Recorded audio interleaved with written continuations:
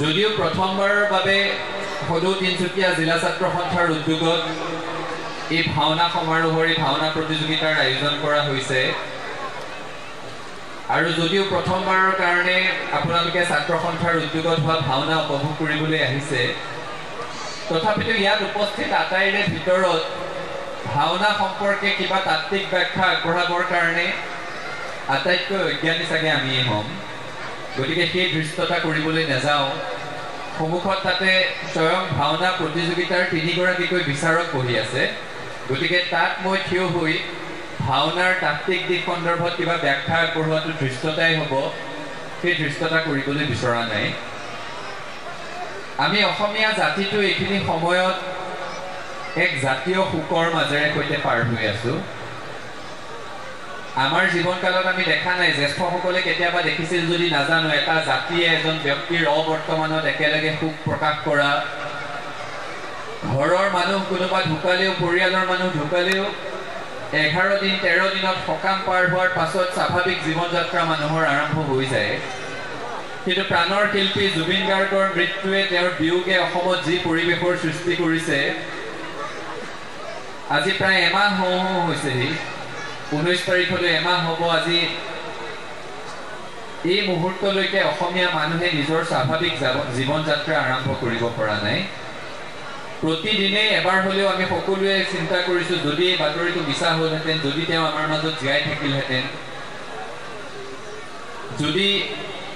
তেখেতৰ গীতবোৰ শুনোতে ছ'চিয়েল মিডিয়াত প্ৰতিটো মুহূৰ্তত তেখেতৰ যেতিয়া ৰীলসমূহ আহি থাকে তেখেতৰ ইণ্টাৰভিউসমূহ আহি থাকে মানিবলৈ ইচ্ছা নহয় যে তেখেত আমাৰ মাজত নাই তেখেতৰ বিয়োগ ঘটিছে কিন্তু উপায় নাই দৈনন্দিন জীৱন যাত্ৰা চলাই যাব লাগিব আৰু যিগৰাকী ব্যক্তিয়ে নিজে এটা যন্ত্ৰৰ দৰে কাম কৰিছিল যিগৰাকী ব্যক্তিৰ কৰ্মস্পৃহা আৰু কৰ্ম সংস্কৃতি নতুন প্ৰজন্মটোৰ কাৰণে আদৰ্শস্বৰূপ সেইগৰাকী ব্যক্তিৰ সোঁৱৰণত আমি তেখেতৰ কৰ্ম সংস্কৃতিৰে অনুপ্ৰাণিত হোৱাটো তেখেতৰ প্ৰতি এক শ্ৰদ্ধাঞ্জলি হ'ব আৰু অসমীয়া জাতিৰ যি প্ৰগতিশীল আদৰ্শ যি সাংস্কৃতিক সৌধ শ্ৰীমন্ত শংকৰদেৱ গুৰুজনাই নিৰ্মাণ কৰিছিল তাৰ পাছত মাধৱদেৱ প্ৰমুখ্যে তেখেতৰ শিষ্যসকলে আগবঢ়াই গৈছিল আৰু যি সাংস্কৃতিক ধাৰা জ্যোতিপ্ৰসাদ আগৰৱালা বিষ্ণুপ্ৰসাদ ৰাভা ভূপেন হাজৰিকাৰ মাজেৰে চিৰপ্ৰবাহমান হৈ বৈ আছিল সেই সাংস্কৃতিক আকাশখনৰ শেষৰটো আটাইতকৈ উজ্জ্বল নক্ষত্ৰ জুবিন গাৰ্গ আছিল তেওঁ খহি পৰাত এনেকুৱা হোৱা নাই যে এটা উজ্জ্বল নক্ষত্ৰ কেৱল খহি পৰিছে আমাৰ কাৰণে আকাশখন খহি পৰাৰ দৰে হৈছে গতিকে আজিৰ এই পবিত্ৰ ভাওনাৰ মঞ্চৰ পৰাই প্ৰাণৰ শিল্পী জুবিন গাৰ্গ ডাঙৰীয়ালৈ আমাৰ অন্তৰৰ নিভৃত কোণৰ পৰা শ্ৰদ্ধাঞ্জলি জ্ঞাপন কৰিছোঁ আৰু প্ৰাণৰ শিল্পীগৰাকীৰ ন্যায়ৰ দাবীত অসমৰ সৰ্বত্ৰে যি সংগ্ৰাম গঢ় লৈ উঠিছে সেই সংগ্ৰামৰ সফলতা কামনা কৰিছোঁ জুবিন গাৰ্গে ন্যায় পাওক তাকে কামনা কৰিছোঁ ভাওনা সম্পৰ্কে মোৰ বৰ দীঘলীয়া ব্যাখ্যা আগবঢ়াবলগীয়া নাই আমি সকলোৱে জানো পঞ্চদশ শতিকাৰ শেষৰ ফালৰ পৰাহে অসমত পূৰ্ণাংগ নাট লিখাৰ এটা ধাৰাবাহিক ইতিহাস পোৱা যায় আৰু সেই সূত্ৰে চিহ্নযাত্ৰাকে অসমৰ প্ৰথম নাটক বুলি কোৱা হয় আৰু শ্ৰীমন্ত শংকৰদেৱ গুৰুজনাকে প্ৰথম নাট্যকাৰ বুলি যদিও আজিৰ তাৰিখত শ্বেক্সপিয়াৰৰ দৰে নাট্যকাৰসমূহক পাশ্চাত্যৰ আন আন নাট্যকাৰসমূহক নাটকসমূহক বিশ্বৰ মঞ্চত খুব ভালদৰে আঁকোৱালি লৈছে খুব ভালদৰে প্ৰতিষ্ঠিত হৈছে সেইবোৰ কিন্তু শ্ৰীমন্ত শংকৰদেৱ গুৰুজনাই অসমত আৰম্ভ কৰা আৰ্হিৰ বহু পাছৰ তথাপিতো পাশ্চাত্যৰ সেই নাটকসমূহে যি ধৰণেৰে প্ৰতিষ্ঠা লাভ কৰিছে আমি যেন এতিয়াও সংগ্ৰাম কৰিব লগা হৈছে ভাৰতবৰ্ষতো শ্ৰীমন্ত শংকৰদেৱ গুৰুজনাৰ আগত সংস্কৃত ভাষাত বিভিন্ন ধৰণৰ নাটক ৰচনা হৈছিল কিন্তু সেই নাটকসমূহৰ মূল উদ্দেশ্য আছিল জনসাধাৰণক মনোৰঞ্জন প্ৰদান কৰা সাহিত্য ৰসৰ সৃষ্টি কৰা কিন্তু শ্ৰীমন্ত শংকৰদেৱ গুৰুজনাই কেৱল মনোৰঞ্জনৰ কাৰণে নাটক ৰচনা কৰা নাছিল ভাওনা ৰচনা কৰা নাছিল তেখেতৰ উদ্দেশ্য আছিল কৃষ্ণ ভক্তিৰ প্ৰচাৰ তেখেতৰ উদ্দেশ্য আছিল সাংস্কৃতিক আধ্যাত্মিক দোলেৰে সৈতে সেইখিনি সময়ত অনগ্ৰসৰতা কুসংস্কাৰেৰে গ্ৰাস কৰা সমাজখনক পোহৰৰ বাটলৈ লৈ যোৱা আৰু তেওঁ সেই চিন্তাত সফল হৈছিল এতিয়াও আমি যেতিয়া এই ভাওনা প্ৰতিযোগিতাৰ আয়োজন কৰিছোঁ আমাৰ উদ্দেশ্য কেৱল মনোৰঞ্জন নহয় নিশা হোৱাৰ লগে লগে মানুহ সমবেত হ'ব ভাওনা প্ৰদৰ্শন উপভোগ কৰিব সেয়াই আমাৰ চিন্তা নহয় এই যে ভাওনা প্ৰতিযোগিতা আয়োজনৰ নামত এখন আদৰণি সমিতি গঠন হৈছে এই যে ভাওনা প্ৰতিযোগিতা আয়োজনৰ নামত এই স্থানীয় অঞ্চলবাসী ৰাইজ উবুৰি খাই পৰিছে সকলোৱে শ্ৰমদান কৰিছে আই মাতৃসকল জড়িত হৈছে ই আচলতে এক সামাজিক সাংস্কৃতিক আন্দোলন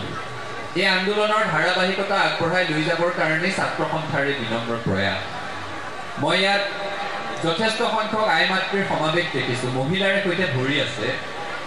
আৰু সেইকাৰণে প্ৰসংগক্ৰমে মোৰ মনলৈ আহিছে এটা কথা এটি কিংবদন্তি আচলতে কোৱা হয় যেতিয়া ভগৱান শ্ৰীকৃষ্ণই বৃন্দাবনৰ পৰা একেবাৰে বিদায় মাগিছিল তেতিয়া তেখেতৰ প্ৰাণৰ আপোন মা ৰাধাই তেওঁৰ ওচৰলৈ গৈ কৈছিল যে তুমি একেবাৰে বৃন্দাবনৰ পৰা গুচি যাবলৈ ওলাইছা তোমাক যদি মই বিচাৰোঁ কি ধৰণেৰে পাম কোৱা হয় যে তেতিয়া ভগৱান শ্ৰীকৃষ্ণই নিজৰ অতি প্ৰিয় বাঁহীটো ৰাধালৈ আগবঢ়াই দিছিল আৰু আগবঢ়াই দি কৈছিল যে মোৰ আটাইতকৈ প্ৰিয় বাঁহীটো তোমাৰ হাতত তুলি দি থৈ গৈছোঁ তুমি মোক যেতিয়াই বিচাৰিবা এই বাঁহীটোৰ মাজত মোক বিচাৰি পাবা ইয়াৰ তাত্ত্বিক ব্যাখ্যা কিবা থাকিব পাৰে কিন্তু ইয়াৰ আন এটা ব্যাখ্যাও আছে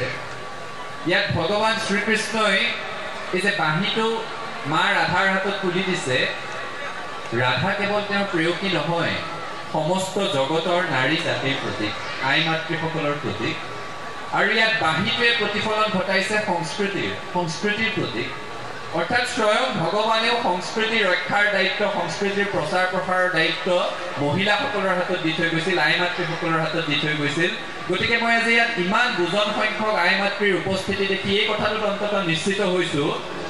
যে ডুমডুমাৰ নতুন প্ৰজন্মৰ হাতলৈ অসমৰ সাংস্কৃতিক ধাৰাটো আগবঢ়াই লৈ যোৱাত এই অঞ্চলৰ আই মাতৃসকলে নেতৃত্ব লৈ আছে আৰু এই অঞ্চলৰ আই মাতৃসকলে নেতৃত্ব লৈ যাব আপোনালোকক তাৰ বাবে মই অভিনন্দন জ্ঞাপন কৰিছোঁ মই ইয়াত আহি উপস্থিত হৈ গম পাইছোঁ যে আই মাতৃসকলে নিজে পিঠাগুৰি প্ৰস্তুত কৰি দিছে শ্ৰমদান কৰিছে অনুষ্ঠানত দিবানিশি লাগি আছে এই গোটেই কথাটোৱে এই অঞ্চলবাসী ৰাইজৰ আপোনালোকৰ একতাটোক প্ৰতিফলিত কৰিছে আপোনালোকৰ সাংস্কৃতিক চেতনাটো প্ৰতিফলিত কৰিছে তাৰ সমান্তৰালভাৱে সদৌ অসম ছাত্ৰ সন্থা নামৰ এই সত্তাটোৰ প্ৰতি আঁচনি কিন্তু দেখোঁ যেতিয়া যে ইমান আঁচনি থকা চৰকাৰখনৰ কাৰ্যকালতো ৰাজ্যখনতো আমাৰ শিল্পীসকলে যি জীৱনটো শিল্প সাধনা কৰি অসমৰ শিল্প জগতৰ সাংস্কৃতিক জগতৰ বৰভৰ চহকী কৰে যিসকলে দিনে নিশাই নতুন সৃষ্টিৰ সন্ধান কৰি থাকে নতুন সৃষ্টিৰ চেষ্টা কৰি থাকে জাতিটোক সাংস্কৃতিকভাৱে আগবঢ়াই লৈ যায় সেই শিল্পীসকলে জীৱনৰ শেষ সময়ত নিজৰ চিকিৎসাৰ খৰচ বিচাৰি ক্ৰাউড ফাণ্ডিং কৰিব লগা হয় ফেচবুকত আপডেট দিব লগা হয় সেই শিল্পীসকলে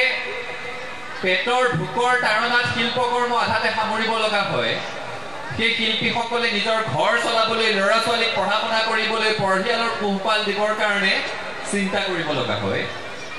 আৰু হাজাৰ আঁচনিৰে সৈতে অসমৰ জনগণক হিতাধিকাৰী হিচাপে গঢ়ি তোলা এই চৰকাৰখনৰ শিল্পীসকলক চুই যাবৰ কাৰণে কিন্তু তেনে কোনো আঁচনি আমি দেখা নাপাওঁ